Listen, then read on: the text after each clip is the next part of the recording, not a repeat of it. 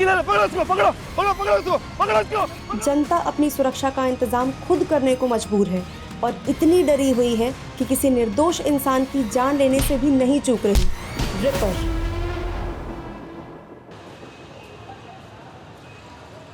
दीप्ति, हरिओम की फाइल लेकर आना।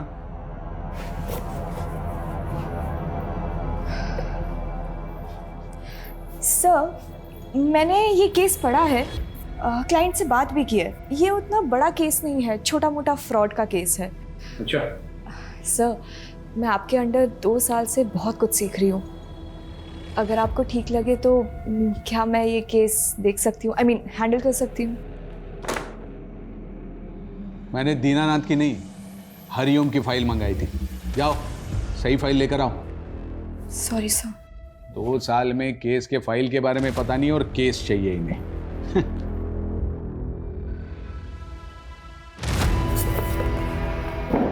लॉ की पढ़ाई का ना कोई काम ही नहीं है, बस टाइपिंग करना आना चाहिए तुम्हें, और क्या। इसी के तो पैसे कमा रही हूँ, है ना। मैं इस इंसान को ना मैं छोड़ूंगी नहीं। देखना, इसको अगर छोड़ दिया ना, मेरा भी नाम दीप्ति नहीं है। बताती हूँ मैं इसको। अरे दीप्ति बेटा, इतना गुस्सा लैपटॉप पे? गुस्सा ना पापा मैं अपने सीनियर्स पे निकालूंगी। दीनानाथ की फाइलें मंगवाई थी उसने, पर एंड मौके में मुझे नीचा दिखाने के लिए झूठ बोल दिया। 2 साल से पापा, 2 साल से असिस्टेंट के नाम पे टाइपिस्ट बना के रखा है मुझे। अरे बेटा, मैं तो कहती हूँ कि ऐसी नौकरी को लात मार दो। और वैसे भी शादी के बाद कौन सा तुम्हें नौकरी करना है? घर पे ही तो रहना है। मम्मा।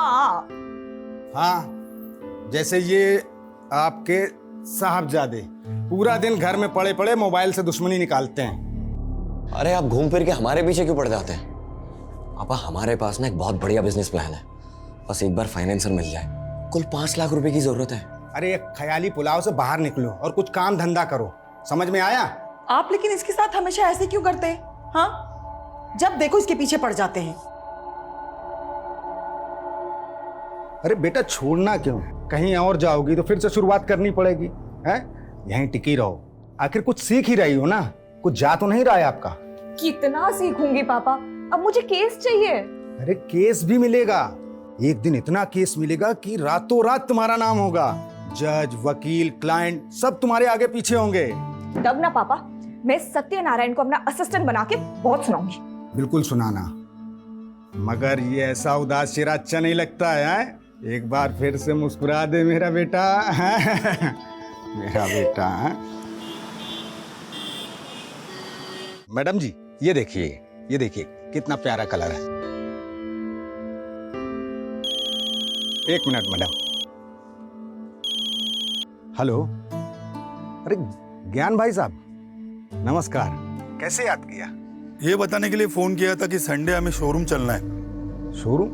किस लिए? अभी शादी में जो आप हमें गाड़ी देंगे उसकी बुकिंग नहीं मिल रही थी, तो मेरे एक दोस्त ने जुगाड़ लगाया है, अपना काम हो जाएगा। पर भाई साहब, गाड़ी की तो कोई बात ही नहीं हुई थी। अरे तो शादी भी तो कहाँ हुई है अभी तक, अभी बात कर लेते हैं। वैसे भी हमने कौन सा हेलीकॉप्टर मांगा है आपसे? पापा, इस सब की क्या जरूरत है? आप क्यों बेकार में उन लोगों को? तू चुप बैठ एकदम। एक तो लड़की तुझे पसंद है, इसलिए अलग जाति में शादी करने के लिए हम तैयार हो गए। अब इन्हें भी तो कुछ करना ही पड़ेगा ना। भाई साहब, इतनी महंगी गाड़ी हम कहाँ से देंगे? भाई साहब, हम गरीब आदमी हैं। अभी आप देख लीजिएगा, मुझे तो कार चाहिए, बाकी आपकी मर्जी। मर्जी नहीं, जबरदस्ती है ये। नहीं करनी है मुझे ये शादी पापा, आप प्लीज उन लोगों को जाके बता दीजिए। देखो बेटा, जिद नहीं करते हैं, फिर शादी ब्याह में तो लेन देन चलता ही है ना। सौरभ कितना अच्छा लड़का है और तुम पसंद भी करती हो। पापा, आपसे हमारे बिजनेस के लिए 5 लाख रुपए नहीं हो रहे और दी को 20 लाख रुपए की गाड़ी दे रहे हैं। हाँ, क्योंकि ये तुम्हारी तरह बिस्तर पे पड़े पड़े ख्याली पुलाव नहीं पकाती है। पापा, फाइनल है, मुझे ये शादी नहीं करनी। आप उन्हें जाके बता दीजिए प्लीज। देखो बेटा, जिद नहीं करते हैं। अब अपने पापा को देखो, पूरे जीवन भर साड़ी की दुकान में सेल्समैनी की, क्योंकि मेरा बेटा अच्छे घर जाए, हमेशा खुश रहे। पापा, मुझे ऐसी कोई खुशी नहीं चाहिए जो आपको तकलीफ दे। पागल, तुम्हारी खुशी से मुझे क्या तकलीफ होगी? हाँ, तू तो मेरा बच्चा है, मेरा बेटा है ना?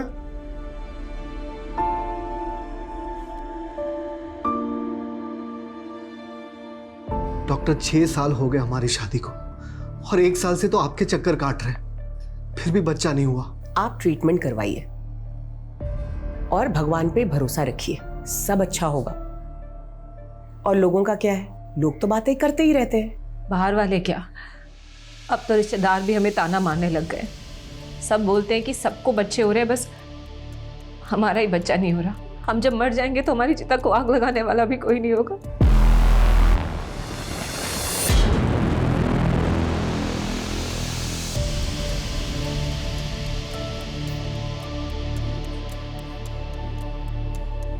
सुनिए, आपको डॉक्टर स्मिता ने जवाब नहीं दिया ना? देंगे भी कैसे? जिसका इलाज उसके हाथ में है, उसमें डॉक्टर कर भी क्या सकता है? अगर आप दोनों को भगवान में आस्था है तो मैं आपकी मदद कर सकती हूँ। पहले भी बहुत लोगों की कर चुकी हूँ। कैसी मदद? आप लोगों को बच्चा ही चाहिए ना?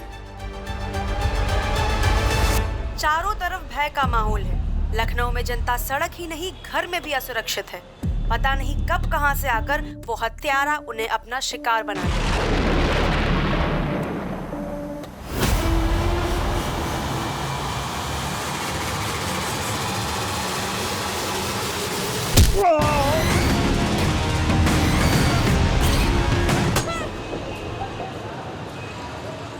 सर, मेरे पापा कल दोपहर 2 बजे घर से निकले थे और अभी तक नहीं लौटे। उनका फ़ोन भी स्विच ऑफ है।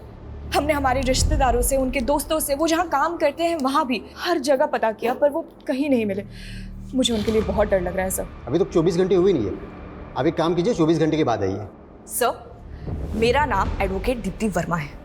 अगर आपके इस 24 घंटे की टाइमलाइन के चलते मेरे पापा को कुछ हुआ ना, तो याद रखिए आपको इसका जवाब कोर्ट में देना होगा। देखिए, 24 घंटे के पहले मिसिंग कंप्लेंट लेना बनता तो नहीं है, लेकिन फिर भी मैं लिख लेता हूँ।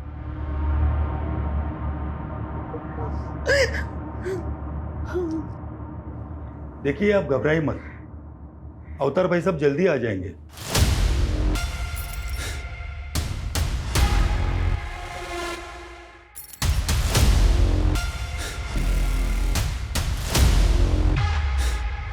ये सब ना आपकी वजह से ही हुआ है।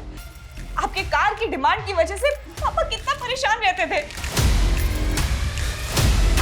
इस लड़के से शादी करना चाहता था, इसे बोलने की तमीज भी नहीं है। चल भाई साहब,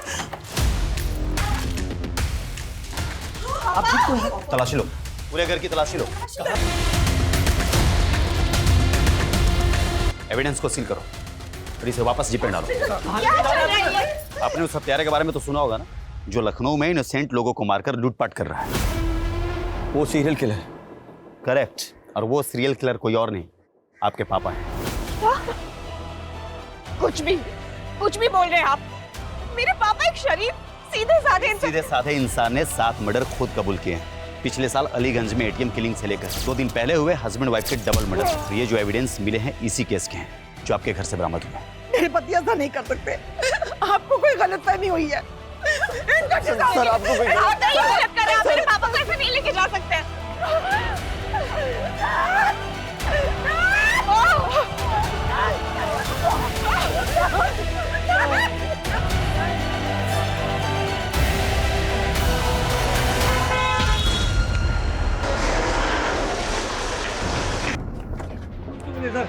ध्यान से देखिए, सारी की दुकान में काम करने वाला इतना साधारण सा दिखने वाला आदमी 7 मासूम लोगों का हत्यारा है। मेरे पापा जो किसी से ऊंची आवाज में बात तक नहीं करते, आपने उन्हें सीरियल किलर बना दिया। बनाया नहीं है, उन्होंने अपना जुर्म खुद कबूल किया है और खुद सबूत भी बरामद करवाया है। कबूल नहीं किया, करवाया गया है, टॉर्चर करके। सब प्लीज आप। दीप्ति, मैंने ये केस बारीकी से पढ़ा है। सारे सबूत तुम्हारे पापा के खिलाफ है और उन्होंने कन्फेशन भी दिया है। कोई चांस नहीं है। सब मेरी बात सुनिए, ये पूरा केस ही झूठा है। यहाँ पुलिस फाउल प्ले का। मैं ये केस नहीं लड़ सकता, सॉरी। सब बट मेरी। मैडम जी, मैं समझ सकता हूं बड़ा मुश्किल है ये कि पुलिस को पिछले 1 साल से जिस सीरियल किलर की तलाश थी वो कोई और नहीं बल्कि आपके पापा हैं। नहीं है मेरे पापा किलर। मैं कोर्ट जाऊंगी और इस बात को साबित करूंगी, पर हार नहीं मानूंगी। जरूर जाइए दीप्ति जी, ये आपका हक है, पर एक बात याद रखिएगा, कोर्ट में भी ये बात साबित होगी कि 7 लोगों को मारने वाला कोई और नहीं बल्कि आपके पापा हैं।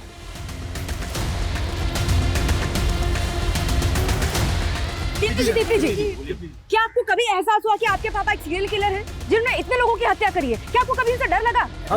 दीप्ति जी, उन्होंने खुद अपना जुर्म कबूल किया है, कोई बड़ा वकील उनका केस नहीं लेगा। क्या करने वाली आप? क्या सोचा है आपने? क्या होगा आपका अगला मूव? बोलिए मैम, बोलिए। दीप्ति जी कुछ तो बताइए। जैसा कि आप देख रहे हैं, दीप्ति जी अभी तक इस केस में कुछ नहीं बोल रही हैं। कोई बड़ा वकील इनका केस नहीं लेगा। आगे क्या करने वाली है भी किसी को नहीं पता, पर हम आपको सारी अपडेट्स देते रहेंगे।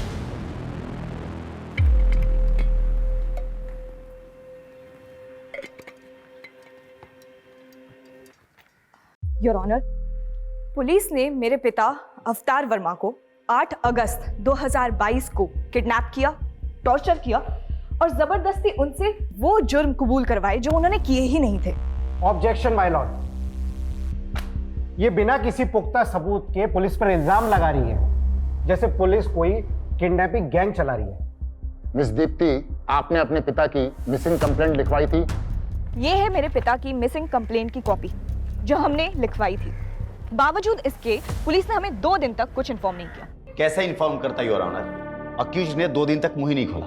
कौन है, कहाँ रहता है, क्या करता है? वो मेरे पिता से उनका नाम, पता, ये सब जानने के लिए उन्हें टॉर्चर करते रहे। जब पुलिस मेरे पिता को घर पे लेके आई थी तो उनकी क्या हालत थी, वो अपने पैरों पे चल भी नहीं पा रहे थे। कौन है आपका गवाह? माय लॉर्ड, मैं कोर्ट को उनकी लिस्ट दूंगी, पेशी करवाऊंगी उनकी। दीप्ति जी, कोर्ट में मनगढ़ंत कहानियां नहीं, सबूत चलते हैं जो अवतार वर्मा के खिलाफ पुलिस के पास और जो कोर्ट में पेश किए गए। कौन से सबूत? वो गोल्ड क्यूब, घड़ी, पैसे जिसमें खून लगा हुआ था, जो खुद पुलिस ने हमारे घर पे प्लांट किया है, क्योंकि ऑनेस्टली ना उनके पास फोरेंसिक टीम थी और ना ही सर्च वारंट। सर, वारंट और फोरेंसिक रिपोर्ट के लिए हमने बोला था, लेकिन उसमें लेट होने वाला था। हमें एविडेंस को सिक्योर करने थे और डर था कि एविडेंस के साथ छेड़छाड़ की जा सकती है। अच्छा, इसीलिए उनको पूरे परिवार को हॉल में बंधक बनाना पड़ा और पुलिस खुद बेडरूम में जाके सबूत लेके भी आ गई। एविडेंस कलेक्शन की कोई रिकॉर्डिंग नहीं की गई। सर, रिकॉर्डिंग भी की है और कोर्ट में सबमिट भी किया है। आई ऑब्जेक्ट योर ऑनर, यहाँ जिस रिकॉर्डिंग की बात हो रही है वो पुलिस ने खुद की है, किसी ऑथराइज्ड वीडियोग्राफर के थ्रू नहीं हुई है। वाह दीप्ति जी वाह, कभी आप कहती है कि रिकॉर्डिंग हुई नहीं है, फिर आप कहती है कि पुलिस ने रिकॉर्डिंग कर ली है, ऑथराइज वीडियोग्राफर ने रिकॉर्डिंग नहीं की। आपका ऑब्जेक्शन किस बात पे है? वीडियो की क्वालिटी पे? क्या अच्छा नहीं दिख रहा है?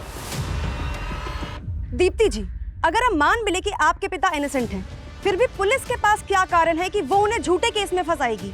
अपने रेपुटेशन को बचाने के लिए।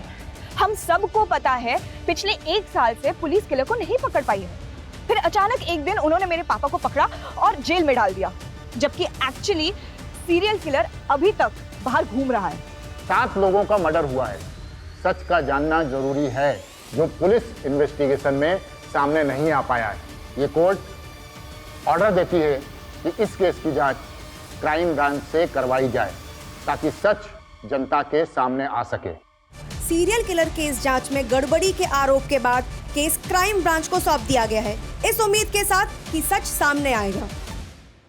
जो किलर पिछले 1 साल से पूरे शहर के लिए खौफ बना हुआ था, पुलिस की नींद उड़ाई हुई थी, किशन और अनीता के मर्डर के 2 घंटे बाद ही इतनी आसानी से उसको अरेस्ट कर लिया तुमने। कैसे? आसानी से नहीं सर, पिछले 1 साल से दिन रात एक कर रखा था हमने। फिर उस दिन जब मुझे डबल मर्डर की खबर मिली, मैं फौरन क्राइम सीन के लिए निकला। रास्ते में मुझे अवतार दिखाई दिया, बहुत ही अजीब बिहेव कर रहा था वो। उसके कपड़ों पर खून लगा हुआ था। हम उसे पूछताछ के लिए पुलिस स्टेशन ले गए, जहां उसने कबूल किया कि मर्डर्स उसने ही किए हैं, और उसने मुझे यह भी बताया कि मर्डर वेपन कहां छुपाए हुए हैं। उसके बाद उसने इसके पहले 5 मर्डर भी एक के बाद एक कबूल किए। पहला देशराज, दूसरा फौजिया और उसकी बहू शिबा, चौथा किरण और 5वां ओमकार। फिर उसके बाद हमने उसके घर की तलाशी ली, जहां और भी सबूत मिले। सर, हमने जब इन केसेस के सबूत और गवाहों को क्रॉस वेरीफाई किया तो सब मैच कर रहे थे। किशन और अनीता के घर से जो लूट हुई थी, वो सारा सामान मिला? उसने सिर्फ ये बताया कि उसने गहने चुराए थे, तो वो भी भागते वक्त कहीं रास्ते में गिर गए। पर उनके घर से तो अच्छी खासी लूट हुई थी और उसने सिर्फ गहने कबूल किए, और तुमने बड़ी आसानी से उस पर यकीन कर लिया। उसने बाकी की चोरी कबूल नहीं की, लेकिन 7 मर्डर्स कबूल कर लिए। सर, उसने जो मुझे बताया मैं आपको वही बता रहा हूं। मतलब ना तुम्हारे पास कोई पुख्ता सबूत है, ना गवाह, ना मर्डर्स का, और ना ही अवतार की गिरफ्तारी का। सर, आप मुझ पे शक कर रहे हैं? शक नहीं कर रहा हूं, फैक्ट बता रहा हूं। फैक्ट। जैसे 2 दिन तक अवतार तुम्हारी कस्टडी में था, लेकिन तुमने उसकी फैमिली तक को नहीं बताया। सर हमने कोर्ट को बताया था कि उसने अपनी पहचान को छुपाने के लिए 2 दिन तक मुंह नहीं खोला। तो फिर तुमने टॉर्चर करके उसका मुंह खुलवाया। आप भी पुलिस डिपार्टमेंट से हैं, जानते होंगे 7 मर्डर करने वाला क्रिमिनल प्यार से तो मुंह खोलेगा नहीं। तो कुल मिलाकर तुम ये एक्सेप्ट कर रहे हो कि उसने कबूल किया नहीं, तुमने उससे कबूल करवाया। सर इस केस के फाइल आपके पास है, आप देख सकते हैं। अरविंद आखिरी बार पूछ रहा हूं, इन्वेस्टिगेशन में कोई गड़बड़ी हुई है, कोई फॉल्ट प्ले? नो सर, अवतार ही वो सीरियल किलर है जिसे हम पिछले 1 साल से तलाश कर रहे थे, जो बहुत मुश्किल से पकड़ा गया है। सर मैं तो अपनी बेटी दीप्ति की शादी के लिए पैसों का इंतजाम ना हो पाने की वजह से परेशान था। अरे भाई साहब ये पुराना सोना है, मेरी मजबूरी है इसलिए हम इसको बेच रहे हैं। अगर थोड़ा बहुत और ज़्यादा हो जाए तो देख लीजिए आप। नहीं, इससे ज़्यादा नहीं हो सकता। सर मैं भाग नहीं रहा था, मैं तो परेशान होकर रोड के किनारे बैठा था, तभी इंस्पेक्टर साहब की गाड़ी वहाँ के रुकी। हेलो, यहाँ क्या कर रहा है? कुछ नहीं साहब, वो थक गए थे तो बैठ गए यहाँ पे। घर किधर है तुम्हारा? साहब यहीं पास में है आगे। चल बैठ गाड़ी में, मैं भी उधर ही जा रहा हूँ, छोड़ देता तुम। पीआई अरविंद का कहना है कि जब उन्होंने आपको पकड़ा तो आपके कपड़ों पर खून लगा था। किशन और अनीता के खून से सने वो कपड़े उन्होंने हमें दिए हैं, तो मेरे खून कहाँ से आया? सर ये तो हमें नहीं मालूम सर, वो मुझे पकड़ के थाने ले गए और वहाँ उन्होंने हमारे सारे कपड़े उतरवा दिए और साहब 2 दिन तक हमारे साथ मारपीट करते रहे। बोले कि मैं जो कहता हूँ वो कबूल करो, अगर मैं कबूल नहीं करता तो सच में वो मुझे जान से मार देते साहब। किशन और अनीता के मर्डर के अलावा आपने 5 और मर्डर कन्फेस किए हैं। ये तो मुझे पता भी नहीं था साहब, वो जहाँ बोलते गए मैं साइन करता गया और साहब मुझे झूठे केस में फंसा दिया। लेकिन वैसे क्यों फंसाएंगे? उनकी कोई दुश्मनी है आपके साथ? साहब मेरी किसी से दुश्मनी क्यों होगी? मैं तो एक साड़ी की दुकान में मामूली सा सेल्समैन हूँ। मैंने जीवन में कभी चूहे नहीं मारे और मैं 7 खून क्यों करूँगा साहब? मैं क्यों करूँगा 7 खून? मेरी वजह से मेरी बेटी की शादी टूट गई साहब। इससे ज्यादा बुरा क्या होगा साहब? इससे ज्यादा मेरे लिए और क्या बुरा होगा? घबराइए मत, अगर आप सचमुच निर्दोष हैं कुछ नहीं होगा आपके साथ, हम बारीकी से जांच करेंगे। एक तरफ तुम कह रहे हो कि तुमने ठीक से कुछ देखा नहीं, अंधेरा था, ऐसा था वैसा था, इसके बावजूद तुमने पुलिस को बयान दे दिया कि तुमने अवतार को किरण का मर्डर करके उसके घर से भागते हुए देखा। क्यों? सर मैंने उसे मर्डर करते हुए नहीं देखा था, मैंने बस किसी को भागते हुए देखा था। और ये बात मैंने जब किरण का मर्डर हुआ तो पुलिस को बताई थी। उन्होंने मुझे एक फ़ोटो दिखाई और बताया कि तुमने जिस आदमी को देखा वो यही था। मुझे लगा अच्छा है पकड़ा गया। तुमने अपने भाई के किलर को देखा था? जी सर। ये वो हो सकता है सर, क्योंकि उस दिन मैं दुकान बंद कर रहा था और भैया गलियों में आगे निकल गए थे और जैसे मैंने उनकी चीखें सुनी, पीछे मुड़ के देखा तो एक आदमी भागता हुआ जा रहा था। भैया ये घड़ी तुम्हारे भाई की है? हाँ सर। पक्का है? इसमें भी डाउट है? ऐसी ही दिखती थी शायद सर। शायद। ये गोल्ड क्यूब तुमने बनाई है? हाँ, नहीं मतलब मैं ज्वेलर हूँ तो ये तो काम है सर मेरा। गोल्ड क्यूब बनाने का? हाँ, गोल्ड का मतलब गहने। विकास ऐसे नहीं बोले गए, इसकी भी क्यूब बनानी पड़ेगी। अरे नहीं सर, मैं बताता हूँ, ये मैं नहीं बनाई थी सर। किसके कहने पर? वो याद नहीं है सर। अच्छे से याद करके बता। इसके कहने पर? नहीं। इसके कहने पर नहीं तो किसके कहने पर बनाई? और फिर झूठा बयान क्यों दिया पुलिस को कि इसके कहने पर बनाई है? अरे सर ये क्यों पुलिस ने ही बनवाई थी सर, और झूठा बयान भी पुलिस ने ही दिलवाया था। चल। क्या हो गया सर? चल बता। अरे सर मैंने कुछ नहीं किया सर। अरे समझो सर बात को सर।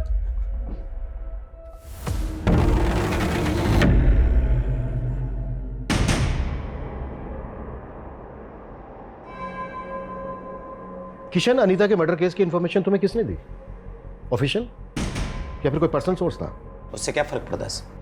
बताता हूं।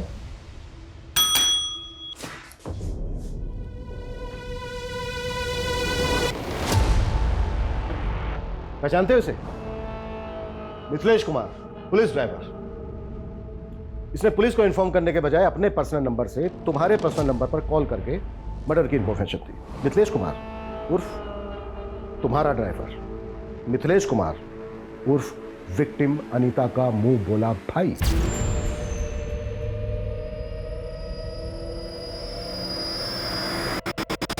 हाँ, तो इसे डायरेक्ट पता चला और इसने मुझे डायरेक्ट कॉल किया, तो इसमें क्या हो गया? हुआ ये कि क्राइम सीरियल किलर की तरह किया गया, और अगर ये उसी ने किया है तो वो एक बार फिर तुम्हारे हाथ से निकल गए। तुमने ये भी जानने की कोशिश नहीं की कि किसी ने सीरियल किलर की कॉपी करके फायदा उठाने की कोशिश तो नहीं की। तुमने बस आनन फानन में अवतार को उठाया और एक डबल मर्डर केस को सीरियल किलर केस से जोड़ दिया, सिर्फ इसलिए कि पिछले 1 साल से सीरियल किलर की हड्डी जो तुम्हारे गले में अटकी थी किसी ना किसी तरह से वो निकल जाए, बस।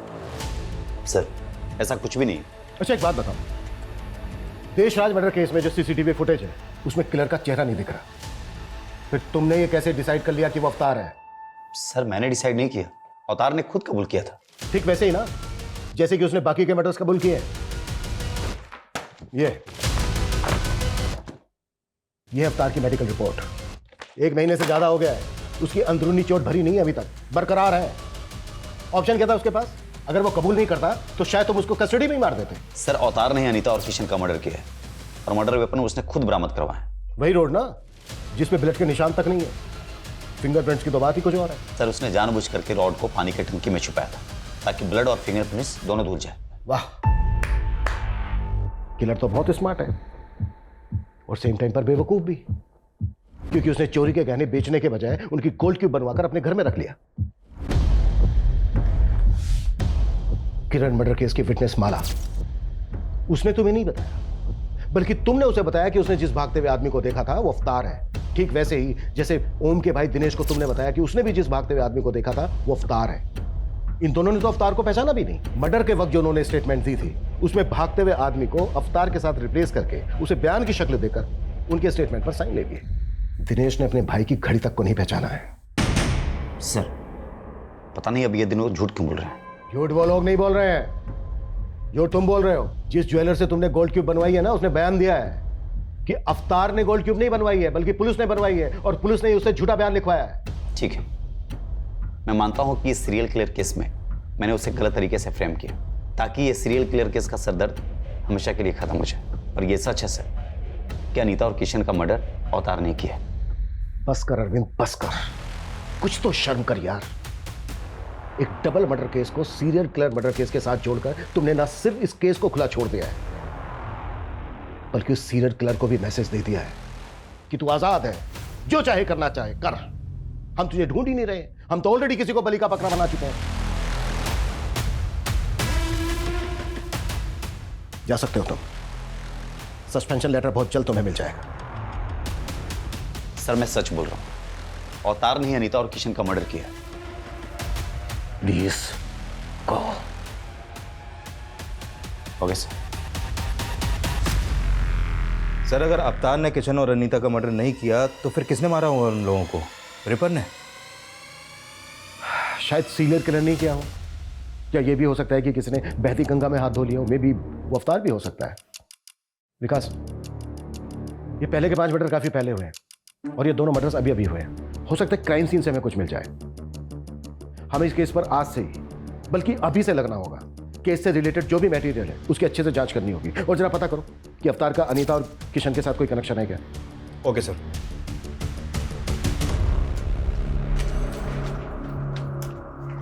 गर्मा गर्म पकौड़े। ओह वाह। नो, हाथ गंदे है ना, पहले हाथ धो लो।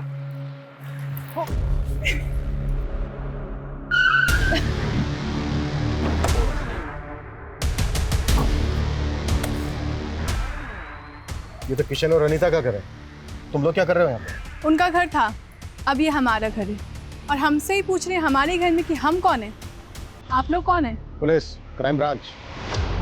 सर, मैं शुभम मिश्रा हूँ और ये मेरी बीवी माधुरी, और मैं किशन का छोटा सगा भाई हूँ। भाई हो तो तुम्हारा अपना भी तो घर होगा, मैं क्या कर रहे हो? सर हम रेंट पर रहते थे, तो भैया भाभी के मर्डर के बाद ये घर खाली हो गया।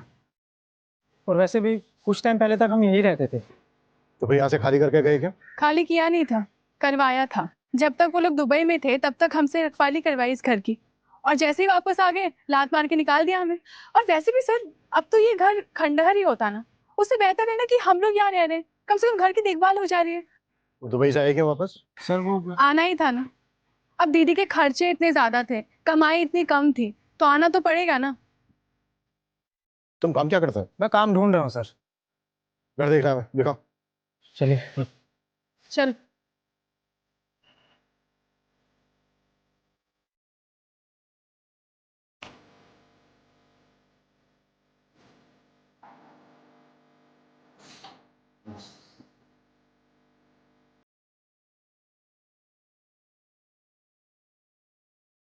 सर,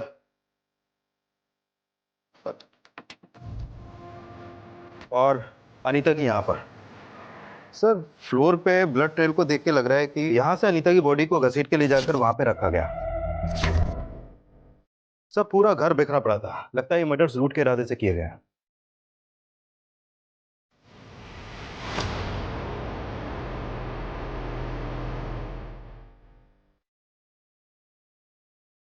बॉडी को तुम लोगों ने पहले देखा था? जी। क्या टाइम हुआ था तब? यही कुछ 11:30 के आसपास का। रात के 11:30 बजे तुम लोग यहाँ क्या करने आए थे? जी हम यहाँ नहीं आए थे, हम लोग खाना खाकर टहलने के लिए निकले थे, तो देखा कि दरवाज़ा खुला हुआ है, तो मैंने सोचा अंदर चल कर देखता हूँ। किशन और अनीता की किसी के साथ कोई दुश्मनी थी? उनकी किसी से क्या दुश्मनी होगी?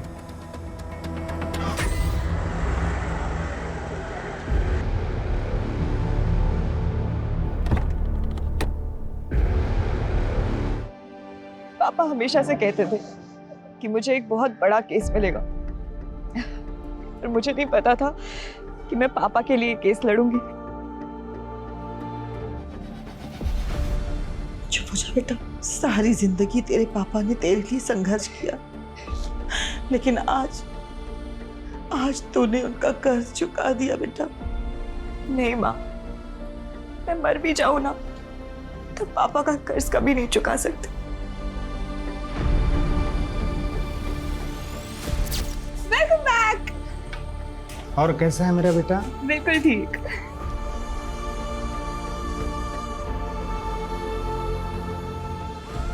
आज आने में आपने कुछ ज्यादा देर नहीं कर दिया? हाँ, कुछ आज एक्स्ट्रा काम था इसलिए थोड़ा लेट हो गया।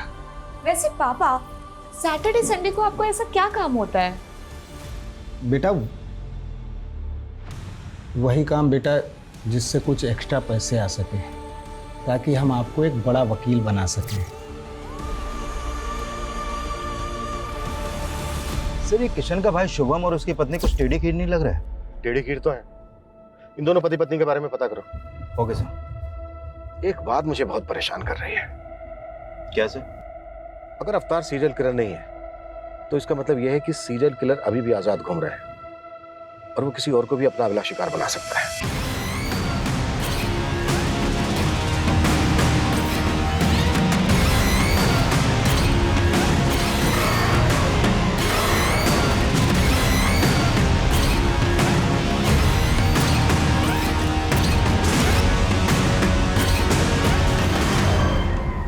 सर शुभम के बारे में इंक्वायरी करते हुए पता चला कि जब वो पहले किशन के घर पे रहता था तो उसका आए दिन किसी से बहुत झगड़ा होता था। लेकिन किशन और अनीता तो दुबई में रहते थे, तो फिर झगड़ा किसके साथ होता था? उसी से, जो शुरू से इस केस में कुछ ज्यादा इंटरेस्ट ले रहा है। मिथिलेश सर, मेरा कोई पर्सनल इंटरेस्ट नहीं था। वो तो पिछली बार दीदी जब राखी पर इंडिया आई थी तो उन्होंने बोला था मुझे। अरे रानो बेटा इधर आओ, देखो मैं तुम्हारे लिए क्या लेकर आया। थैंक यू ताऊजी। एक मिनट, ये गिफ्ट तुम्हारी है? हाँ। नहीं तो भैया, जब हम दुबई में हो ना तो आप यहाँ पर चक्कर लगाते रहा करो। अरे शुभम रह तो रहा है यहाँ पर। यही तो दिक्कत है कि वो रह रहा है। मुझे तो डर लग रहा है कि हमारे जाने के बाद वो इस घर पे कब्जा कर लेगा। अनीता के फ्रिज में चिकन था, ये पता है तुम्हें? हाँ सर, वो मेरे सामने ही सीज किया था उन्होंने। फॉरेंसिक की रिपोर्ट में आया है कि उस चिकन में जहर मिला था, चूहे मारने की दवाई। और तुम और अरविंद तो अवतार को सीरियल किलर बनाने पर तुले हुए थे। आई एम श्योर वो रिपोर्ट किसने देखी तक नहीं होगी। लेकिन सर वो चिकन तो दीदी जीजाजी ने नहीं खाया था। ये तुम्हें कैसे पता? क्योंकि उसी रात दीदी ने मुझे फोन कर चिकन खाने के लिए बुलाया था। व्हाट? अनीता तुम्हें जहर देकर मारना चाहती थी? हो सकता है सर दीदी को पता ही ना हो कि चिकन में जहर है, क्योंकि वो चिकन दीदी ने नहीं बनाया था। फिर? देकर गया था। कौन देकर गया था? सर आप किसकी बात सुन रहे हैं? मुझे तो लगता है कि इसी ने मेरे भैया और भाभी को मारा है और अब मुझे जेल भिजवाकर इस घर पर कब्जा करना चाहता है। मतलब? दीदी इतनी परेशान हो तो मेरे बच्चे को गोद ले लो। सर ऐसा तो मैंने दीदी का दिल रखने के लिए कहा था। ऐसे कोई किसी को अपना बच्चा देता है क्या? आप इससे पूछिए ना ये जहरीला चिकन क्यों लेकर आया था। सर वो चिकन हमने भी खाया था, लेकिन हम तो नहीं मरे ना। वो तो मुझे माधुरी ने बोला था कि जाकर भैया भाभी को दे दो। मेरी मत मारी गई थी जो मैं उन्हें देने के लिए चला गया। तो ये सारी की सारी प्लानिंग तुम्हारी थी? सही मैंने अपने बच्चे के लिए किया था। मुझे लगा था कि उनके ना तो बच्चे हैं और ना होंगे, और कल को ये घर मेरे बेटे को मिल जाएगा। लेकिन फिर वो अपने बच्चे के लिए इलाज करवाना शुरू कर दिया वो लोग ने। माधुरी तुमने क्या किया? बंद करो ये ड्रामा, लेके चलो दोनों को, वहां खबर लेते हैं इनकी। सर आप मेरी बात सुनिए। और तो ये मत सोचना कि तू बच गया है। सीरियल किलर की एक एक डिटेल पता थी तुझे। किशन और अनीता का मर्डर बिल्कुल वैसा ही हुआ है। मैंने ऐसा कुछ भी नहीं किया सर। अगर किया है तो सोच ले, नौकरी तो जाएगी जाएगी, अंदर भी जाएगा, वो भी लंबा। सर अगर वाकई में अनीता और किशन के डबल मर्डर्स में इनका हाथ हुआ तो हमारी मुश्किलें और भी बढ़ने वाली हैं, क्योंकि वो सीरियल किलर यानी कि रिपर अभी भी खुलेआम घूम रहा है।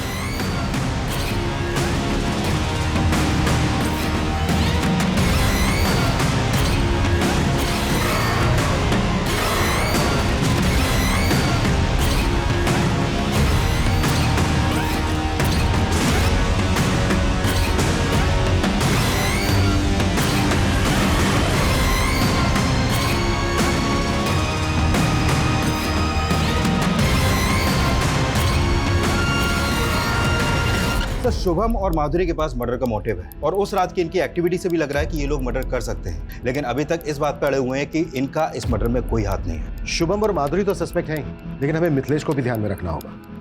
एक बात मेरी समझ में नहीं आ रही है कि उन्होंने एक रैंडम आदमी अवतार को ही क्यों अरेस्ट किया? सर अवतार के बारे में कुछ और भी बातें पता चली हैं। ये बात सही है कि एक सिंपल सा आदमी है, साड़ी की दुकान में एक सेल्समैन है, लेकिन सर इसके अलावा ये 7-8 साल पहले थिएटर भी करता था। एक्टिंग का शौक था इसे। सैटरडे संडे इसके शो भी होते थे, लेकिन सर ये एक्टिंग में कुछ खास अच्छा नहीं था, इसलिए एक्स्ट्रा अर्निंग के लिए मेकअप आर्टिस्ट बन गया। इसके थिएटर के दोस्तों का कहना है कि मेकअप बहुत अच्छा करता था, कोई भी गेटअप ले सकता था, अलग अलग भेष बदलने में माहिर था ये।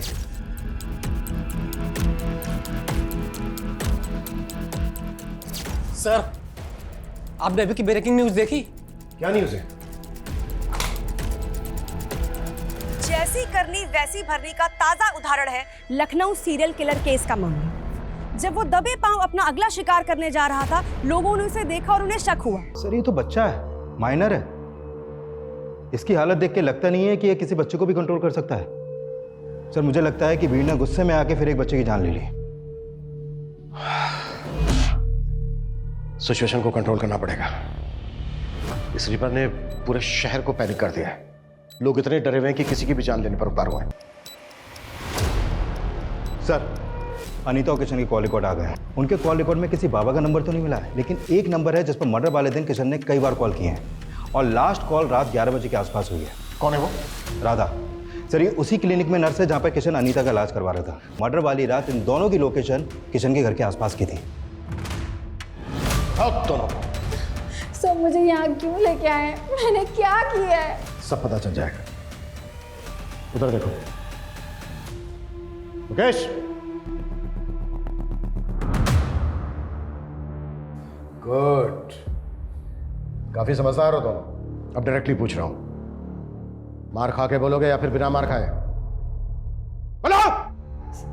सर अनीता और किशन मुझे क्लिनिक में मिले थे। अगर आप दोनों को भगवान में आस्था है तो मैं आपकी मदद कर सकती हूँ। कैसी मदद? सर क्लिनिक ऐसी जगह थी जहाँ पर लोग बच्चे के लिए कितना भी पैसा लुटाने के लिए तैयार होते थे। मैं उन्हें बाबा की पट्टी पढ़ाती थी और फिर हम मिलकर उनको पूजा पाठ के नाम पर पैसे निकलवाने की कोशिश करते थे। पापा बच्चे को देखने और माँ सुनने के लिए मेरे कान तरस गए हैं। हमारे पास सब कुछ है, लेकिन वो किस काम का जब औलाद ही नहीं है। औलाद हो जाएगी, पर उसके लिए पूजा करनी होगी, वो भी पूरी श्रद्धा के साथ। मैं करूंगी बाबा। ऐसी पूजा से हम 50,000 तक निकला लेते थे। जब वो दोनों पैसे देने के लिए तैयार थे तो फिर उन दोनों को मारा क्यों? हमने उन्हें नहीं मारा सर।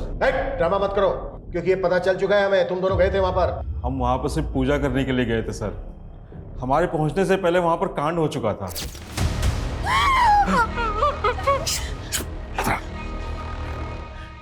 पागल हो यो, जो होना था वो तो हो चुका है, हम खाली हाथ क्यों जाएं?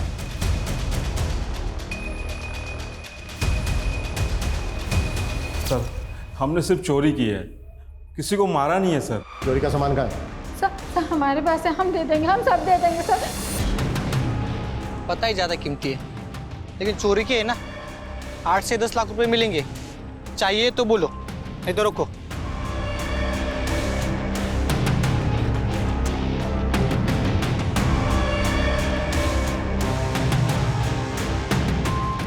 सर, खबरी ने टिप दिया, अनीता की सोने की चूड़ियां चोर बाजार में बेची गई हैं।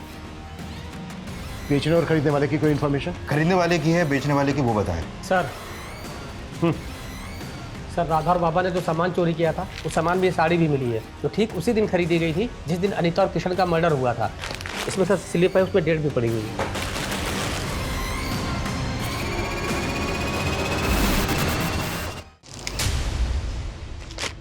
हाँ सर, ये साड़ी हमारी दुकान से खरीदी गई है, लेकिन इसका फॉल लगाने के बाद घर भेजनी थी, इसलिए उस दिन दुकान बंद होने के बाद हमने भेजी थी। दुकान कब बंद होती है आपकी? दुकान 9 बजे बंद हो जाती है साहब, लेकिन सब समेटते समेटते 10 बज जाते हैं। इस साड़ी को देने कौन गया था?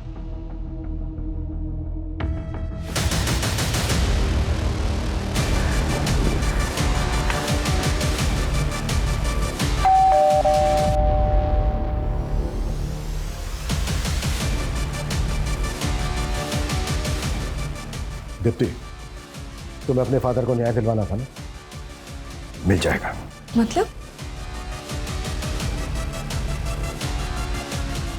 मतलब ये खुद बताएंगे।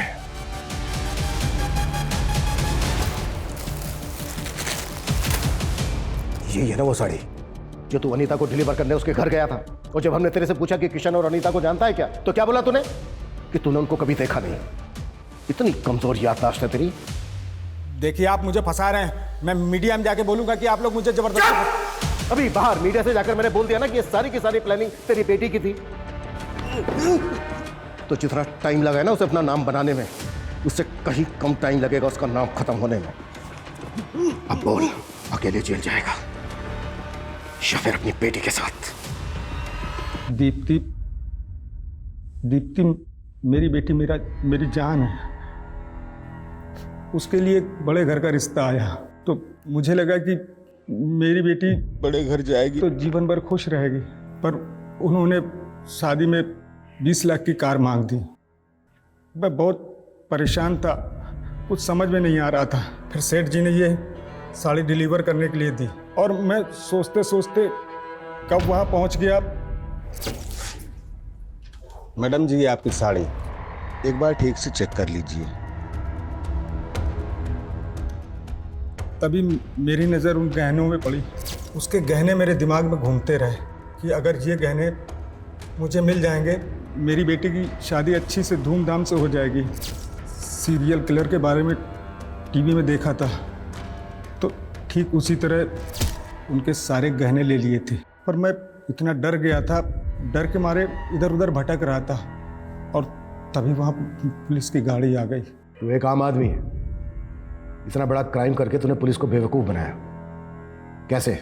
सर, मेरी बेटी वकील है और उससे केस के बारे में बातचीत होती रहती थी, तो मुझे समझ में आ गया था कि पुलिस को कैसे घुमाना है। घुमाया तो बहुत तूने, लेकिन अब तेरी बारी है। देशराज, फौजिया, शिवा, किरण, ओम के मर्डर करने में तूने अपने मेकअप आर्टिस्ट होने का फायदा उठाया। चेहरा बदल बदल के मर्डर किए तूने, ताकि कोई देखे भी तो बाद में पहचान ना पाए। साहब, मैं मेकअप आर्टिस्ट था, पर मैंने ऐसा कुछ नहीं किया जो इल्ज़ाम आप मुझ पे लगा रहे हैं। पहले उन लोगों ने मार पीट करके सीरियल किलर बनाया, और अब आप भी वही कर रहे हैं। साहब, मैं मानता हूं कि मैंने अनीता और किशन को मारा है, बाकी मैंने किसी को नहीं मारा है। मैं सच बोल रहा हूं साहब। किशन और अनीता के मर्डर्स अवतार वर्मा ने कबूल कर लिए हैं। इसके पुख्ता सबूत भी है हमारे पास। पर बाकी के 5 मर्डर्स वो हमेशा की तरह डिनाई करता रहा।